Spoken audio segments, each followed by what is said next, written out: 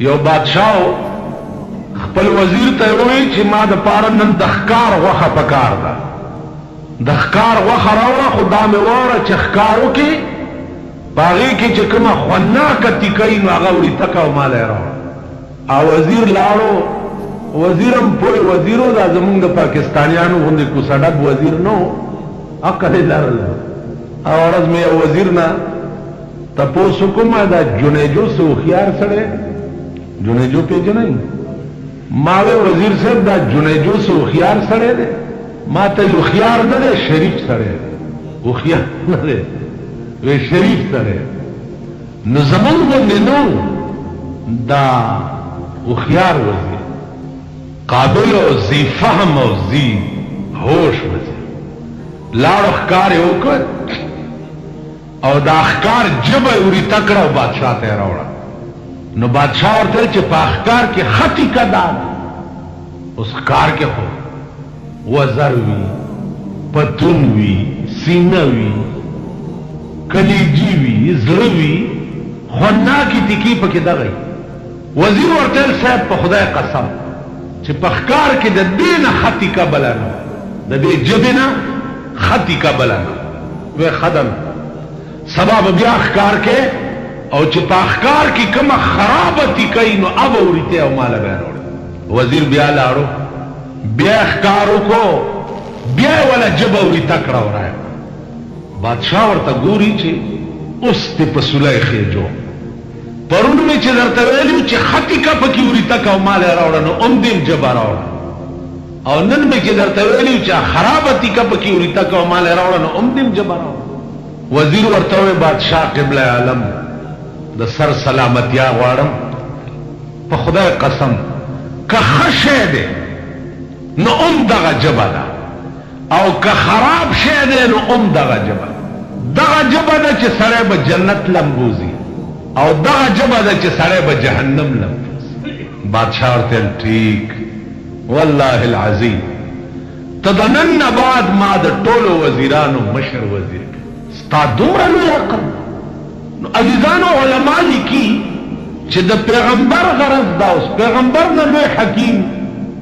او لوی پوه په دې کائنات کې بل څوک، په دې کائنات کې لوی پوه خدای دی، او دویم نمبر پوه ورپسې جناب محمد رسول الله.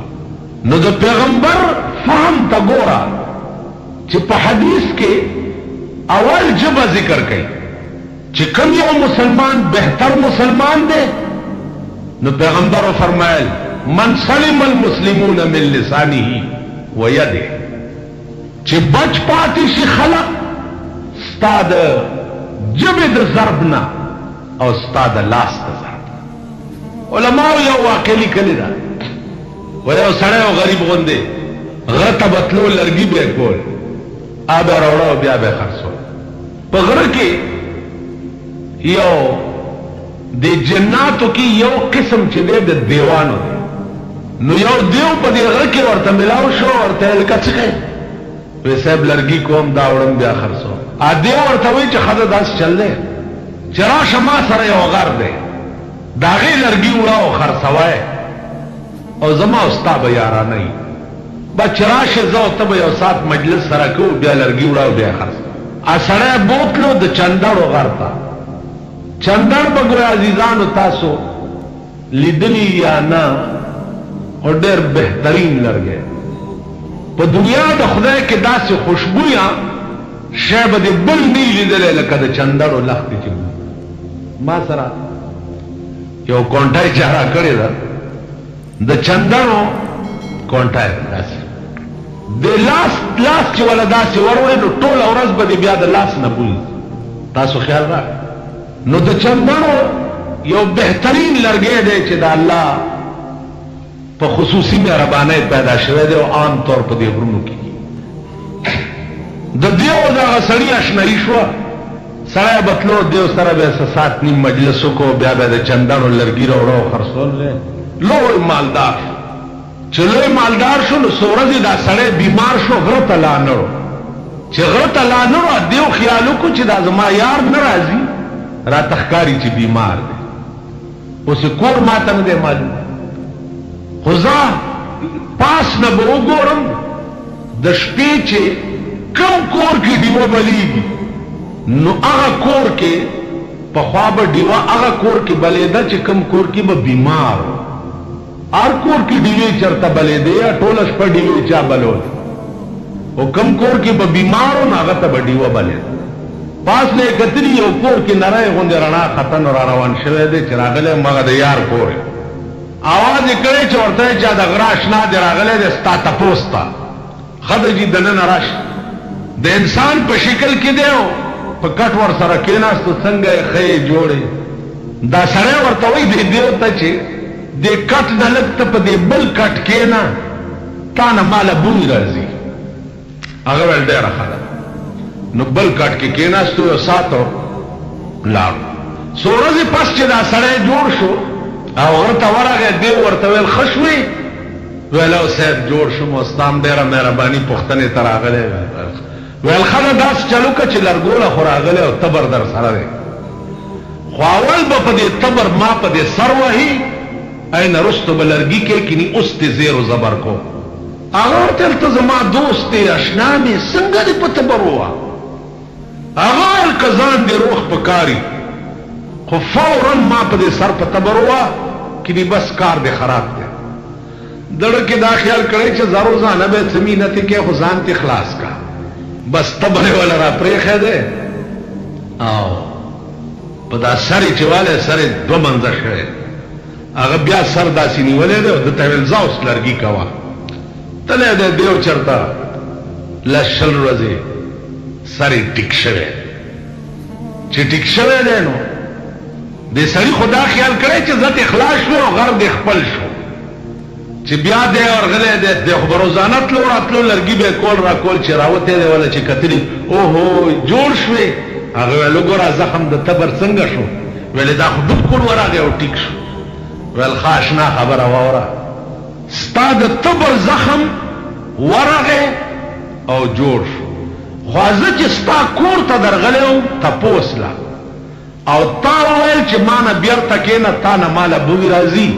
هغه زخم مې په زړه کې والله که جوړي هله همغسې تازه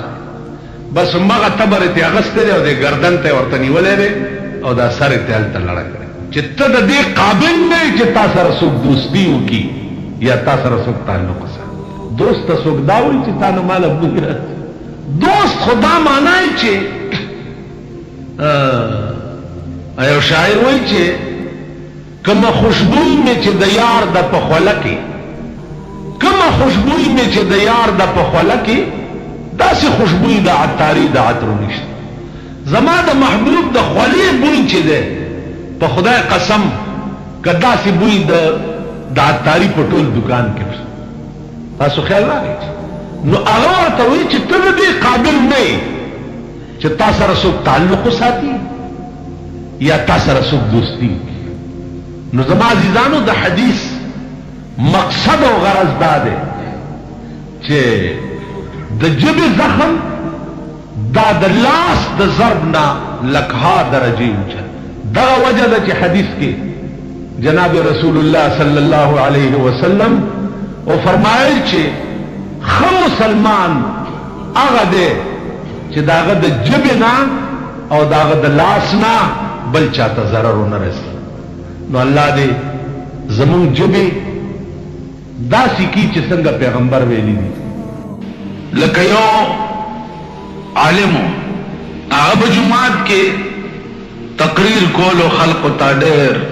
شد و مت سره کور ته به چې راغی نو ښځې به ورته د شرابو یو جام تیار کړی نو هغه شراب به یې وڅښل او بیا به یې باجه راواغسته نو ټوله شپه به د باجه غږوله او ښځه به یې ځان ته ګډوله سهار به بیا ټیکو امتحان او ابتلا راغله یو فقیر ولاړ دی په دروازه کې ښځې خیر ورولېږلو زه خیر نه هلم پیسې ورولېږلې نه هلم ښځې ورته وایي چې نو څه غواړې چې دلته ولاړې ورته وایي بیبي او تپوس درنه کومه که صحیح جواب دې راکړو مهرباني به دي وی وای وی تپوس دا کومه چې کوم ځای کې د خدای دین بیانېږي نو الته رحمت وریږي. ستا د خاوند دین بیانولو زه په دې لاره روانم، رحمت پې نه ورېده. اوس هغه رحمت دې ملنګ څنګه لیده؟ نو عزیزانو دا بیا خبر هلته ځي چې یو کرامت دی او یو کشف دی. کرامت او کشف چې دي دا الفاظ مترادفه او معنا یوه ده. کرامت او کشف یو شی. بزرگان چې دي نو هغوی ته په کرامت باندې ښکاري چې دلته رحمت وریږي او دلته لعنت وریږي. امام ابو حنیفه رحمت الله علیه سره هم دا علم چې چا به اودس کول او ده به ورته داسې وکته. نو حدیث کې راځي چې دا اودس اوبو سره لاس وینځلو سره د لاس ګناه تویږي او مخ وینځلو سره د مخ ګناه تویږي او د سر مسې سره د سر ګناه تویږي او د خپو وینځلو سره د خپو ګناه تویږي. نو دا علم الله امام ابو حنیفه رحمت الله علیه تم ورکړی او بیا یې دعا وکړه چې خدای دا علم ما نه واخله، ځکه چې زه چاته ګورم او د هغه اودس کې ګناه وینم نو سړی راته سپک بیا ښکاري. نو د دې وجې نه دا علم رانه لرې که چې ما ته د انسانان چې دي چې سپک ښکاره دي. امام ابو حنیفه رحمت الله علیه عزیزانو د ډېر لوی علم او د ډېر لوی شان خاوند، اگر چې زمونږ په دې پاکستان کې هره بلا شته دی، خو یو مصیبت پکې دام دی چې امام ابو حنیفه متعلق به تاسو واورئ چې هغه تقلید ناجایز دی او د هغه علم دومره نه و، په حدیث نه پوهېدو. د امام ابو حنیفه رحمت الله علیه علم او محدثانه رنګ خو څه کوي؟ د هغه قیاس داسې و، قیاس چې هغې ته به د خپل وخت مجتهدین حیران شو.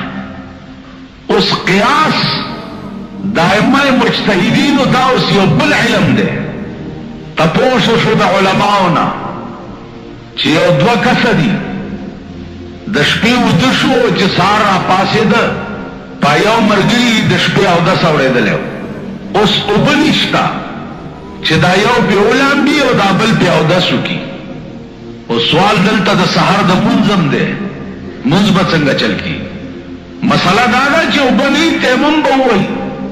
نو تیمم خو دواړو ووالو. اوس بل سوال دا بیخ شو چې مخکې امامتي به څوک کوي؟ ما په خبرو پوهېږئ؟ تیمم خو د دې اوبو د نشتوالي د وجې دواړو ووالو، په چا چې اودس اورېدلی او دم تیمم ووالو، او څوک چې اصل و هغه هم تیمم ووالو. او سوال دا پیدا شو چې مخکې امامت چې په چا اودس اورېدلی دا به کوي او که دا بل چې تیمم یې والی د بې اودسۍ د وجې دا به امامت کوي. دا وخت ټولو ملیانو فتوا ورکړه چې امامتي به دغه سړی کوي چې دا چا د بې اودسۍ د وجې تیمم والی دی، ځکه چې هغه په چا اودس اورېدلی دی هغه خو ډېر پلیت و. ټولو ملیانو فتوې ورکړه. ځکه تېره جمعه ما تاسو ته ویلي چې فتوې ورکول خو آسان کار دی، ډېر خلک به درته پیدا شي. امام ابو حنیفه رحمت الله علیه ته چې خبره راغله هغه وویل چې امامتي به دغه سړی کوي چې دا په چا اودس اورېدلی او تیمم یې والی دی، دا به مخکې امامت کوي. دا چا چې د بې اودسۍ د وجې تیمم والی دی دی به امامت نه کوي. اوس عقل دا وایي چې بھئی یو سړی هسې بې اودسه دی تیمم یې والو، نو د ده دا پاکي خو ښه ده په نسبت د هغه چا چې په غسل کې او تیمم یې والي. تاسو عقل هم دا مطلب. امام صاحب نه وجه تپوس وشوه چې هغه سړی به ولې امامتي کوي چې کوم سړي باندې اودس اورېدلی او تیمم یې والی؟ امام صاحب ورته وفرمایل چې کوم سړی چې په غسل کې هغه تیمم ووالو د ده دا طهارت په دې تیمم سره طهارت مستقله شو، دا کامل پاکوالی دی. او د بې اودسۍ د وجې چې تا تیمم والی دی دا ناقص پاکوالی دی، د عارض د وجې دته مونځ پې روا دی. او جنوب چې تیمم والی دا طهارت مستقله دی. نو مخکې امامت به هغه سړی کوي چې څوک مستقل پاکي. چې په دې پېښور کې یو ملا دی، یو سړی وله راغی وایي چې ښځه مې په 3 کاڼي طلاقه کړې ده، څنګه چلو؟ مال راغی، مال په 3 ویلی و، ما یو دو درې دی ویلي دي ویلی ما دا خو طلاق غلیظه دي او حتی تنکح زوجا غیره نه بغیر به کار نه کېږي چې بل ته یې نکاح کړي او وی جیجي دا خو ډېره ګرانه ده د پښتو ملک دی ما چې هر څه زه څه وکړم وی څه ګنجایش به ونه شي ما بلکل نه کېږي وی چېرته یو ګوټ کې یو ګوټ کې څه پیدا کړه ما وی چې بلکل نشته لاړو صاحبه لوی سړي ته ورغی او چې تلو نو دا پېښور کې نن بیان سهار روغنی پخوي پېژنئ غوړي پې ومږي او داسې هغه او پکې لږ الوان کې پټي دا مې راوړي دي ها ډېره ښه چای وڅښه سبا بیا په درېیمه ورځ چې ورغی وی چې یو مسله پېښه ده وی څه